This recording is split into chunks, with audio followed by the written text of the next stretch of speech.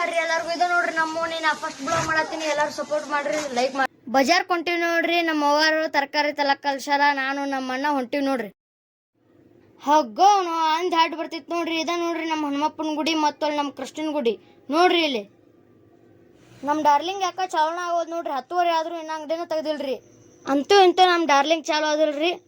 ನಾವು ಇನ್ನ ಯಾವ ಅಂಗಡಿನ ತೆಗ್ದಿಲ್ಲ ನೋಡ್ರಿ. ಇದ ನೋಡ್ರಿ ನಮ್ಮ ಸುಂಕ ಹನುಮಪ್ಪನ ಗುಡಿ.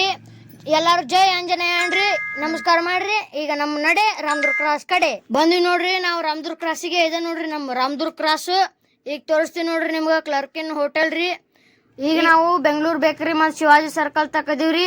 ಎಲ್ಲಾರು ಒಂದ್ಸತಿ ಜೈ ಶಿವಾಜಿ ಜೈ ಭವಾನಿ ಅನ್ರಿ. ಈಗ ನಾವು ನಮ್ಮ ಓಣಿ ಕಡೆ ಹೋಗೊಂಬರ್ರಿ. ಈಗ ನಾವು ನಮ್ಮ ಓಣಿಗೆ ಬಂದಿವ್ರಿ. ಇದ ನೋಡ್ರಿ ನಮ್ಮ ಗ್ರಾಮ ದೇವತ್ರಿ. ಸ್ವಲ್ಪ ಮುಂದೋಗಿಂದ ನಮ್ಮ ಅಂಬಾಬಾಯಿನ ಗುಡಿ ಬರುತ್ತೆ ನೋಡ್ರಿ. ಎಲ್ಲಾರು ನಮಸ್ಕಾರ ಮಾಡ್ರಿ.